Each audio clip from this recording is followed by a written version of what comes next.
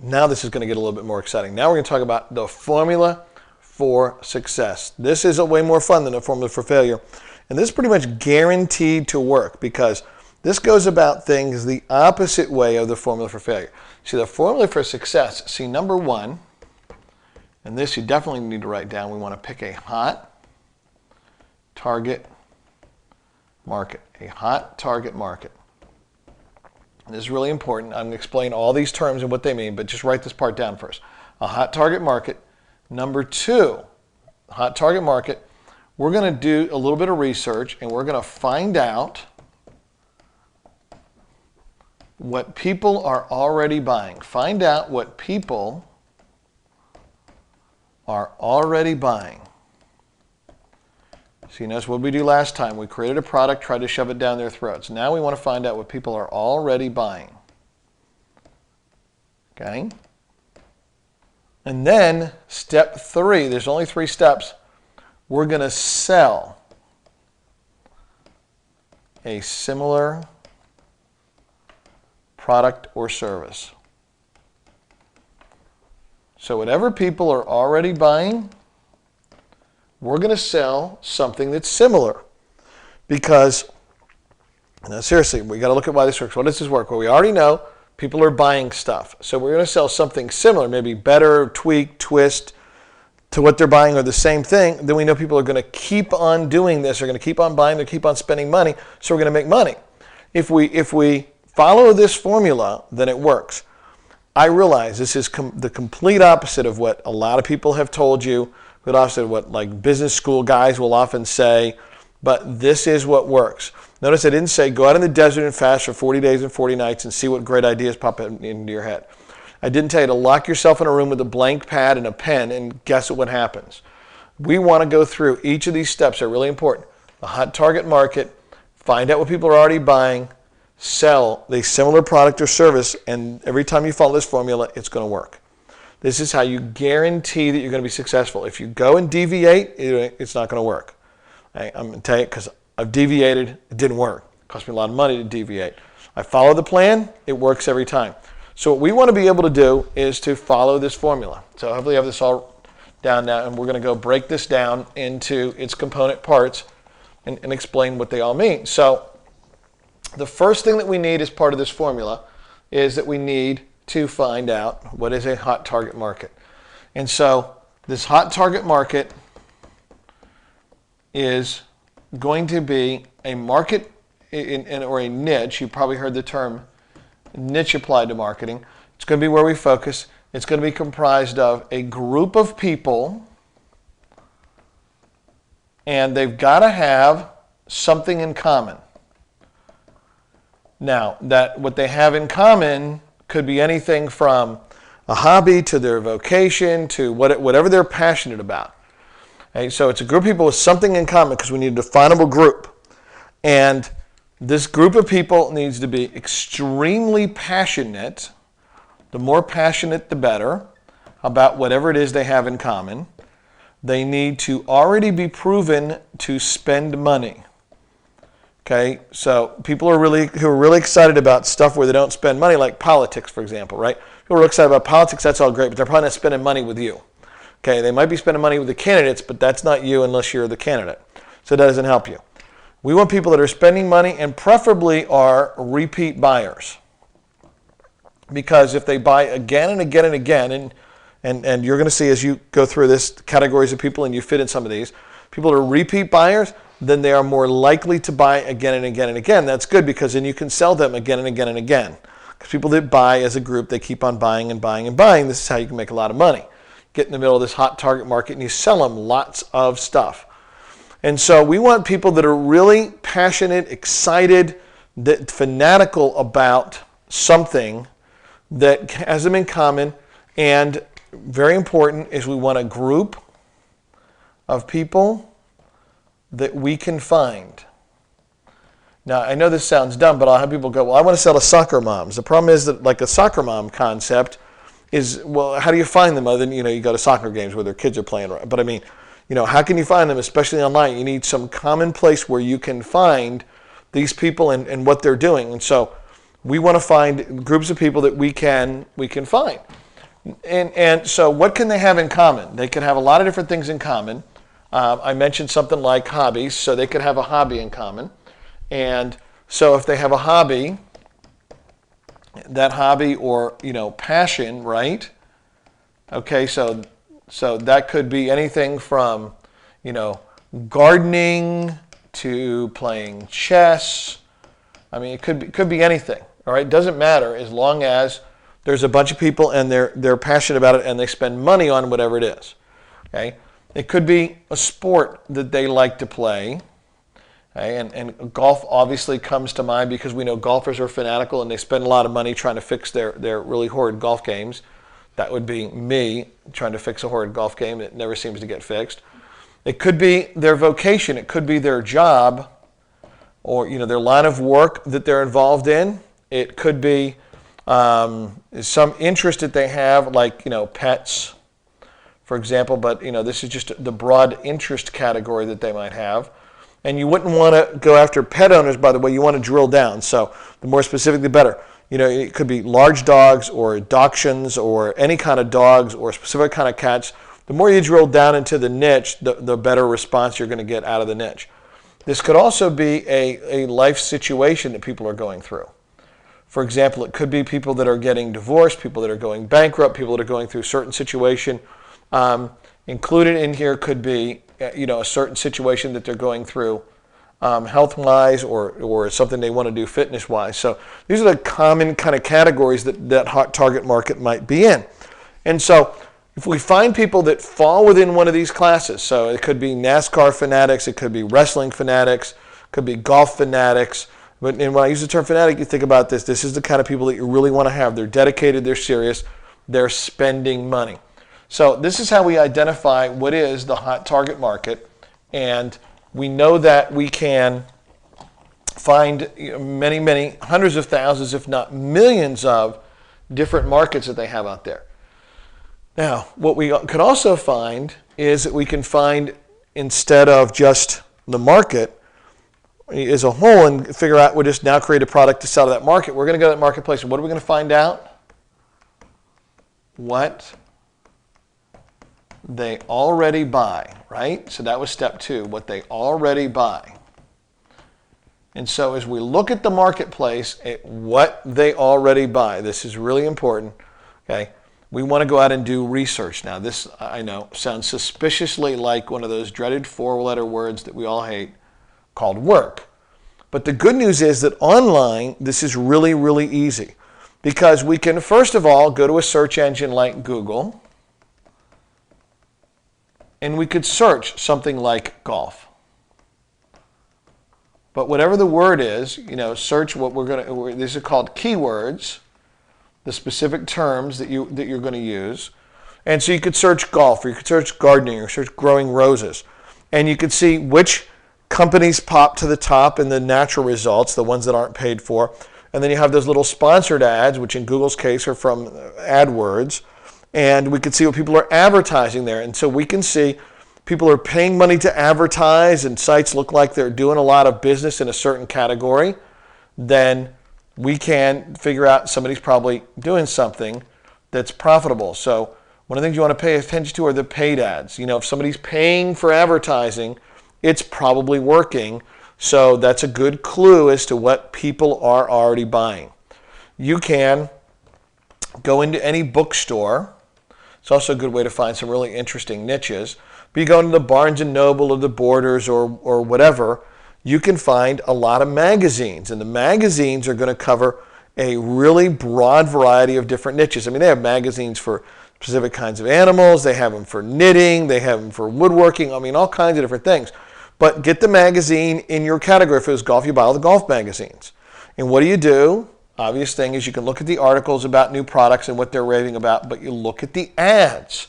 Because if there are a bunch of people in there that are advertising, then obviously probably working. People are probably buying that stuff.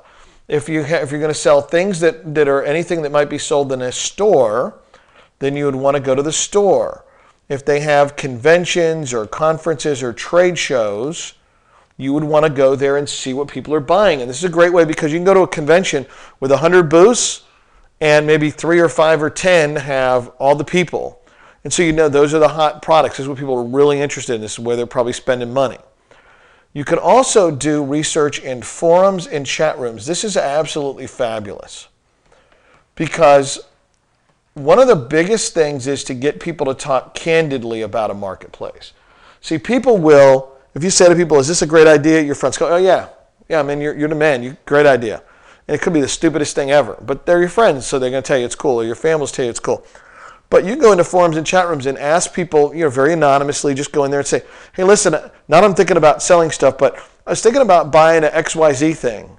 Anybody have any experience with that? Anybody know anything about that? And the experts in there will jump in and go, oh yeah, and if you're going to do this, you want to buy the one that's got like the model 1122 because it's got all this cool stuff. And you get a lot of feedback and you find out people are really interested in responding to what the marketplace really thinks about products and services. You can get some great feedback here.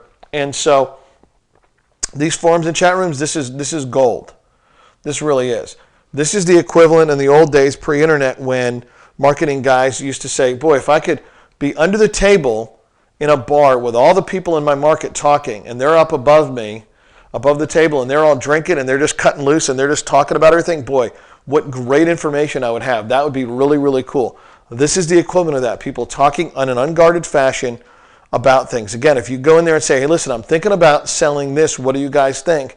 That's the wrong question. You just want to talk like you're a potential customer and you're considering to purchase. There are different ideas of things, and you get very straightforward feedback in the chat rooms. So that's step 2, which is to find out what people are already buying. And so hopefully you remember step 3, because that would be really good if you haven't forgotten in the last 5 minutes. And step 3, if y'all remember, is to do this. We're going to do what? We're going to get ourselves a product, which doesn't mean we have to create it. We could buy it. We could license it. We'll talk a lot about that kind of stuff. We're going to get a product similar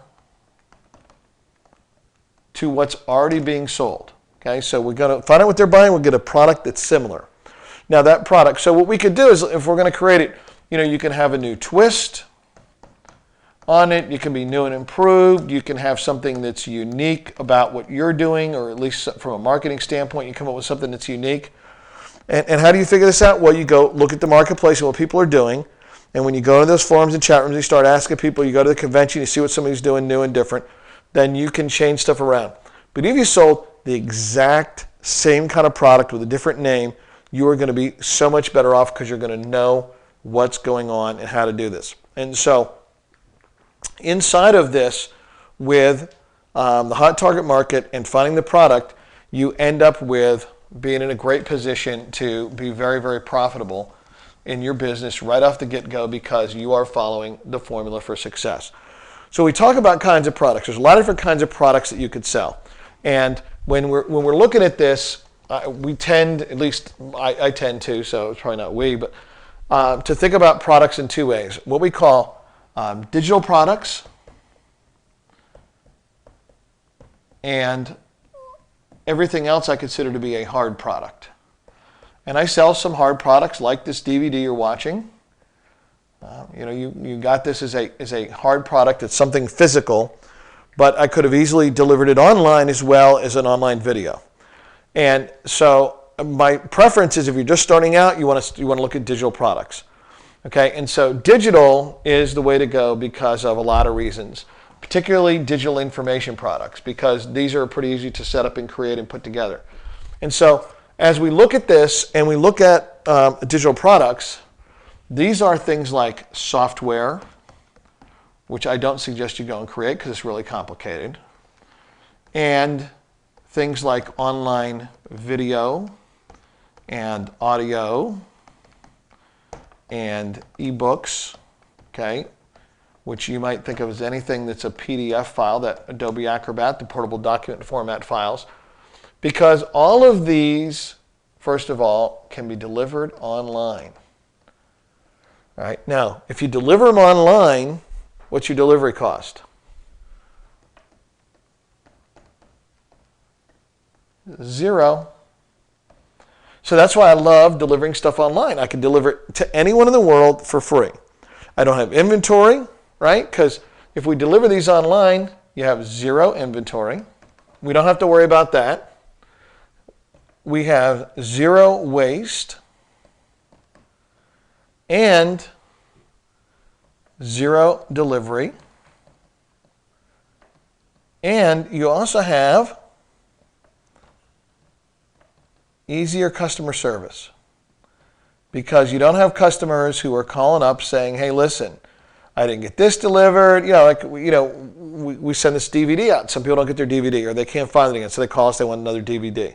Then we got to go through all this rigmarole of getting another DVD. So it's costly to us. But if we deliver it digitally, instantly, then we can literally sell this worldwide. That's why they call it the World Wide Web as far as I'm concerned, because I can sell products around the world instantly to everyone and deliver them immediately at no charge. I personally have customers in 119 countries around the world. There are actually more countries than that, in case you didn't know. I wasn't sure how many there were. There are more than that. But I've done that, sold digital products in 119 countries and counting. So it's possible to sell them anywhere in the world. When you're asleep, the internet is selling for you. When you're on vacation, the internet is selling for you. And so by selling these digital products, then we can deliver them instantly, easily, and have great profit margins. Because if our individual cost for delivering any one of them is zero, then obviously we get a tremendous profit margin on all of these. Now, when we talk about digital products, more specifically, what I'd like to see you concentrate on is what we call information products. And so which we're going to abbreviate, you're going to hear us talk a lot about info products. And when I'm talking about information products, let's get that O in there. We're talking about information products. What we're really talking about is how to do something. How can we do this? How do you fix a car? How do you build a house? How do you lay carpet? How do you grow roses? How do you make money online, in a business, in the stock market? Any of these are how-to things. And there are a whole bunch of how-to niches, and the info products are great because of all the reasons I talk about digital products. But we can, with how-to, you can go to your hot target market that we talked about, and you can look at what they're buying for info products. See, and now you can easily come up with your own information product that's better, different, improved to sell to that market. And you're able to literally laser target this product to exactly what the people want to buy. Because again, we're going to look at the market, look at what they're already buying. Then we're going to say, look, they're already buying this, so we're going to sell them this or this little variation on the theme that's going to be just laser targeted exactly what those people want, so that we're not just throwing stuff up. So you don't create the product and then go find a marketplace. Again, you find the market, then you create the product. And the info products, easy to create, easy to buy the rights to. Again, we'll get into more of this as we're going along. But this is very strong. The other thing that over time as you build up your business lends itself into is what we call continuity. And you may or may not have heard the term, but continuity essentially relates to what we would call a membership. And all of us usually belong and have some kind of continuity, whether it's we get the cable service every month or the DirecTV service. You might belong to the gym where you pay every month. You might belong to the Book of the Month Club, the DVD of the Month Club. You might belong to Netflix. Any of these things are memberships where you're paying in continuity. But you also might belong to other kinds of memberships where you're getting different benefits depending upon what you belong to. You might belong to the PGA, the Golf Association, or the USGA in this case, United States Golf Association, and be a member of that because of the benefits or info or whatever you get. As a member of my country club, I belong to the Georgia Golf Association. And so I get I think it's a monthly magazine on it, and they do my handicap and stuff, but they give me information and I'm a member. Well, one of the great things about continuity and membership is that almost always you would set this up to be something where you're going to get a monthly fee. And so this is a lot of fun because you can sell something one time, right? So essentially, you're going to have one sale, okay, but you're going to get paid often. And so as you're thinking about your business and as you grow your business plan and your action plan, you need to think about, boy, this info product stuff is good, and then I can use info products and put pieces together, and then eventually I could have continuity with a membership, and I could get paid every single month. And we could do, and we will eventually do, a lot of information on continuity, but right now, understand, as you start out in this is the core model. Okay, so if you don't have a product, you know what you sell, you don't know what you're going to do, then we definitely want to consider info products. Again, info products are really strong, really laser targeted, and very important, really high profit margins. This is one of the reasons that I love them. I can get high profit margins. Literally, I mean, your profit margin, gross profit on a sale of a digital product is 100%. You can't get that selling anything physical. And so that allows you to two things. It allows you to, number one, make money. But the second thing it allows you to do, and I really like this, especially for people starting out, is you can afford mistakes.